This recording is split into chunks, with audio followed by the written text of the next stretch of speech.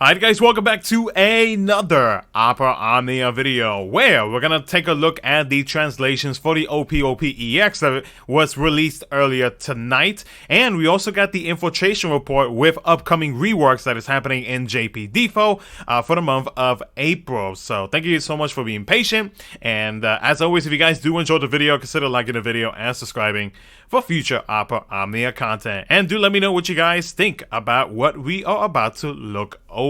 So first things first, the next World of Illusion Spiritist is going to be Pandemonium, which starts on the 31st.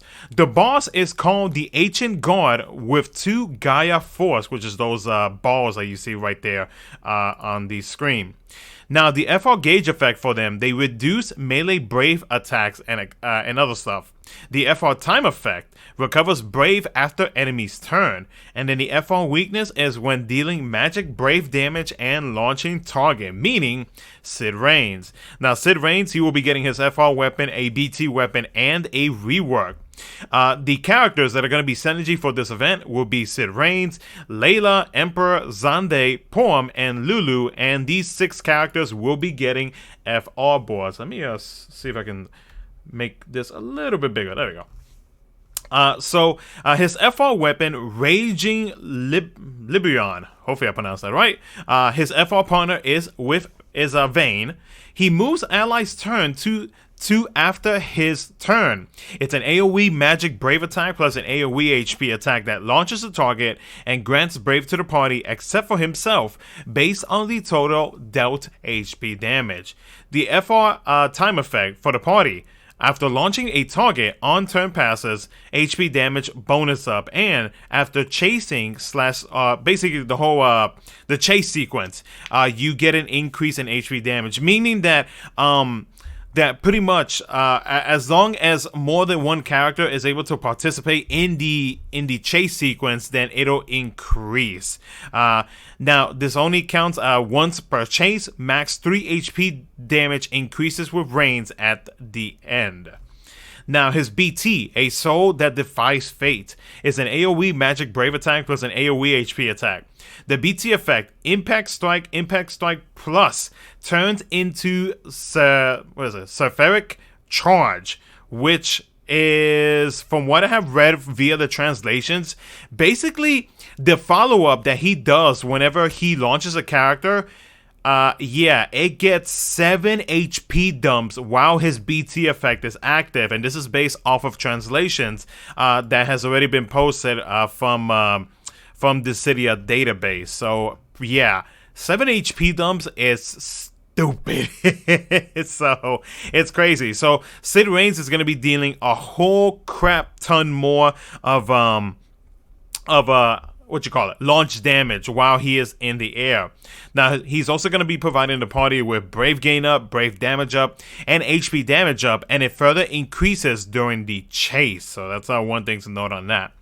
There is going to be a Transcendence campaign, which starts on the 31st. So basically, I'm not going to go through it all, but basically, as you clear Transcendence stages, or if you haven't cleared them before, you're going to be getting gems. So if, let's say, if you already clear stages 1 through 10, you should have gotten all of these. You're going to be getting all of these gems if you have not collected them in the past before, or if you have not gotten them in the past before. And then the newest stages that we have recently, which was Transcendence 10 and 11, if you completed those, you will be getting 5,000 gems each for those 2 stages. And then for the Transcendence 12, which is the new one coming up in April, you will be getting 10,000 gems, and that'll be dropping on April the 14th. So basically, for those who haven't cleared any of the Transcendence stages, you can get up to a total of 80k gems, and those gems acquired from the previous campaign cannot be reacquired. So no, we can't get free additional gems out of that. The daily medal collect battle, so basically we'll be getting 4 tokens every day for a total of 120. We got the World of Illusion Carbuncle, the 2x Cycle Quest gem sale, and support item sales. The launch chapter for Anna Cross will be on April the 5th, and she will be getting a rework and her FR weapon. Her FR ability, Substitute Stitch in Time, with Hope being her FR partner, is an AoE melee brave plus an AoE HP attack that deletes all enemies' turns. The time effect, after selecting a holy attack command, it increases the HP damage bonus. After selecting a dark attack command, it increases the bonus.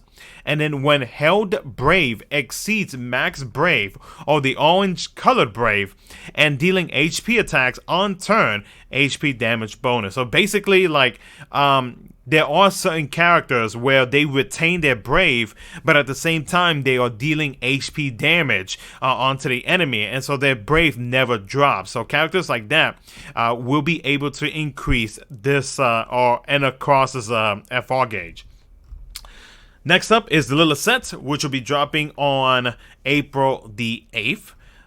Which will be attached to a raid boss event. So I was actually incorrect on that because I thought she was getting an intersecting worlds, but it's not. So she's going to be getting her FR weapon and a rework. The characters who are going to be getting FR boards will be Lilith, Shulk, and Jagran. Now, with her FR weapon, Phantom Butterfly Dance, with Penelo being her FR partner, it grants Brave to the party based on Omax Brave, then deals an AoE melee Brave attack plus an AoE HP attack. The FR time effect, all enemies speed down. Okay. The party, after dealing critical Brave damage, HP damage up.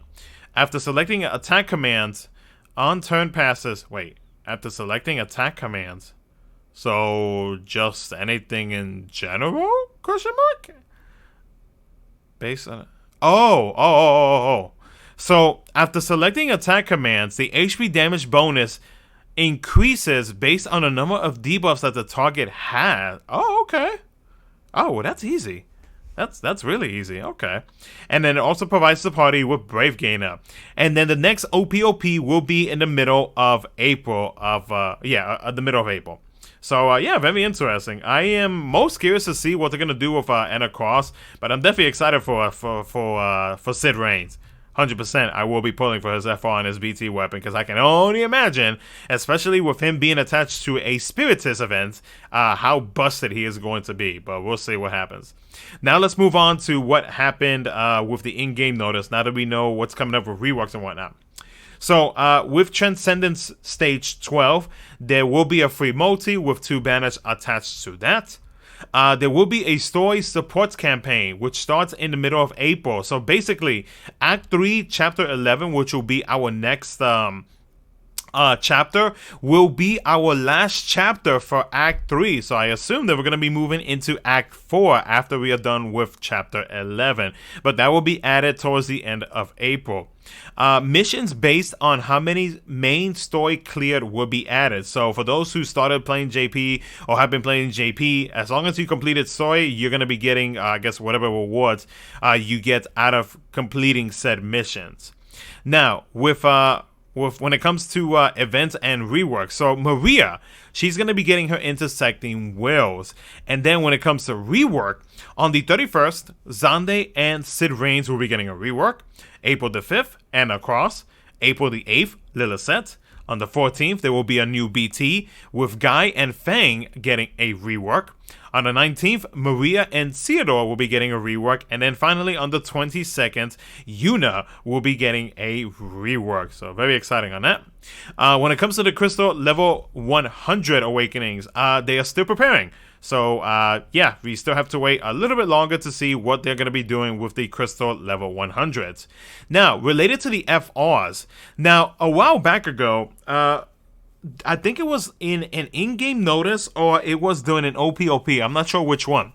But it was around December where they talked about how they heard about JP players, mentioning like, hey, we want to see some changes when it comes to like the FR. Like, this whole FR stuff it's getting stale. It's getting a little bit boring, and we want to see some changes where, well, they are now responding and letting us know that there are going to be some changes to FR abilities with FR effects that will be implemented gradually.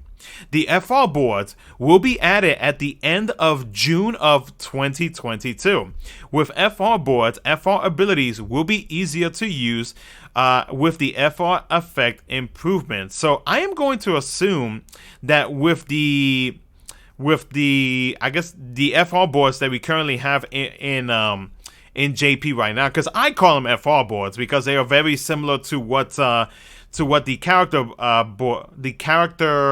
boards that characters have, right? Except that we use just regular character points. But when it comes to FR boards, we have to use stone fragments or stone pieces, stone FR pieces, to be able to unlock them. And with those, you get access to increasing the rate of our own FR gauge and also a few other things for the character. So I'm going to assume that FR boards, them saying that FR boards are going to be added towards the end of June of 22nd, may be a possibility that they might be something a little bit different that's happening with them. I'm not entirely sure. So we're gonna have to see what's going on with that. I'm very curious to see what direction they're going to take FR and whatnot.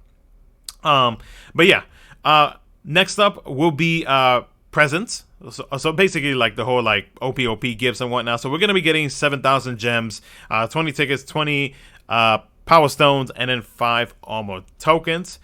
There was or part of the app update that we got as well, since JP was in maintenance. So now we finally have what Global has had for a very long time, and it's been something that I've been wanting for forever. So basically, JP now has the ability where you can choose to either host to be a guest on somebody else's hosted lobby, or you can choose the either button. Good God, where you can either find a lobby or it'll automatically host a lobby for you for other players to join. I've been wanting this for the longest time in JP, and it's finally coming. My God, Global has had this for God knows how long, and finally JP is getting it. Now there will also be a Word of Illusion, Dimensions End, and 6 Warrior Quests banners will have a recommended total power on each quest, which is going to be these little numbers. Let me see if I can find it. Those little numbers that are right below the banners. Hopefully you guys can see them. That's basically going to be like the quote-unquote like the power level that you're supposed to be having whenever you're entering these types of fights. Now that whole total power thing is basically like the power level of, like, say a character, and what I mean by that, I mean like, like, are they fully built? Do they have their character boards, summon boards done, weapons fully maxed out, and stuff like that? That's pretty much it. And so, like, in JP, they implemented a kind of like a list, and within this list, you have all characters that are currently in the game, and they show like their quote unquote the power level of said characters just based on how fully maxed out you have them in your game. Next up will be something that I think is actually pretty nice, and it's actually nice to look at. So basically, they made it so that with 6 warrior quests, and then whenever you are looking at characters, let's say if like you're equipping weapons, or if you are equipping or if you're adjusting your party, etc., they changed up the backgrounds to the icons. Let me see if I can zoom in real quick so you guys can see. I don't know if I can. Let's see. There we go. That's the closest that I can do it. So as you can see, if I can zoom down, they changed up the backgrounds for characters that is based on like whatever weapons they have, whatever armor they have, and I think it's a nice little quality of life that they put in. I'll probably put in a thumbnail of this video so you guys can have a better idea of like how it looks like without the character basically covering the entire thing. But it's actually a pretty nice, I don't know, nice to look at, basically, is what I'm trying to say. So yeah, improved icons, as you can see. It has the Ultima weapon equipped. Max Limit Break Ultima weapon has a blue background, which is that right there, the first one. Has the BT equipped, or Max Limit Break BT or BT Plus, that is the second one. And then the third one has the high armors fully maxed out, and then just having a 7-star armor equipped onto a character. So very nice. I did enjoy that. Let me go ahead and zoom out.